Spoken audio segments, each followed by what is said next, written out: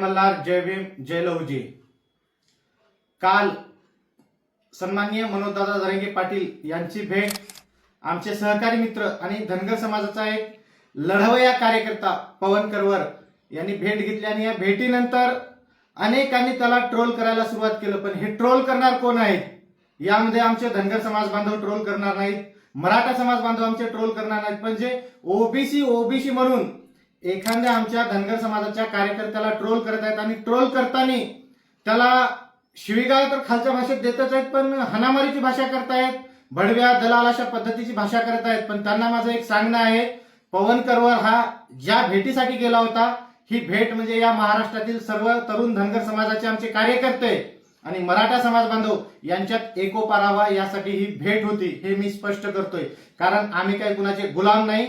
Doctor Babasaheb Ambedkar यांनी संविधानात सर्वांना स्वातंत्र्य दिलेलं आहे आणि त्या संविधानानुसार आम्हाला कुणाला भेटायचं आणि कुणाला नाही हे आम्ही आमचं ठरवू शकतो, तेवढं आम्हाला स्वातंत्र्य आहे।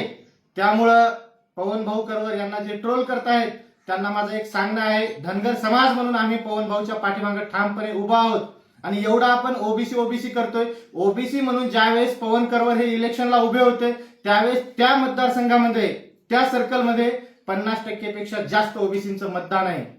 मग ज्या ओबीसी समाजासाठी पवन करवरनी काम केलंय, दिवस रात्र एक केली, मार खाल्ला वेळ प्रसंगी, रक्ताचं पाणी केलंय, मग त्या पवन करला ओबीसी समाज बांधवांनी मतदान का नाही केलं हा माझा प्रश्न आहे आमच्या ओबीसी बांधवांना सुद्धा। आणि आज जर पवन करवर यांनी भेट घेतली आणि मराठा समाज धनगर समाज एकत्र येत असेल, गुन्ह्या गोविंदाने नांदत असेल, तर कुणाला काय अडचण आहे? उद्या यदा कदाचित लक्ष्मण हाके सुद्धा मराठा धनगर एकत्र यावे त्यासाठी पुढे येतील, पडळकर साहेब पुढे येतील आणि मुळात धनगर समाज किंवा मराठा समाज हा वादच नाही। आमच्या कुठल्याही बांधवांनी सांगावं की मराठा बांधवांनी आमचं काय नुकसान केलंय, राजकारणाच्या जागी, पण सामाजिक क्षेत्रामध्ये मराठा बांधवांनी काय नुकसान केलं किंवा धनगर समाज बांधवांनी मराठा समाज बांधवांचं काय नुकसान केलं? मग एकमेकाचं कुणी काही जरी नुकसान नसेल केलं तर मग आमच्यात मुळात वाद नाहीच, पण जे काही राजकीय गोष्टीमुळे एकमेकात दुरावा निर्माण होऊ लागला होता, हा दुरावा कुठेतरी कमी करण्याचं काम पवन करवर असतील, किशोर भाऊ असतील, भैयासाहेब म्हणजे सर्व जे धनगर समाजातले आमचे तरुण कार्यकर्ते आहेत, त्याचबरोबर आमचे वयस्कर रामकृष्ण बेडकर साहेब यांच्यासोबत सुद्धा माझी काल चर्चा झाली।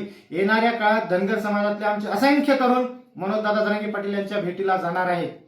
या महाराष्ट्रातला प्रस्थापित मराठा समाज आपल्याला चालतो, पण जो गोरगरीब मराठा समाज बांधवांसाठी लढतोय, त्यांच्या हक्काची न्यायाची भाषा बोलतोय, असे जरांगे पाटील आपल्याला चालत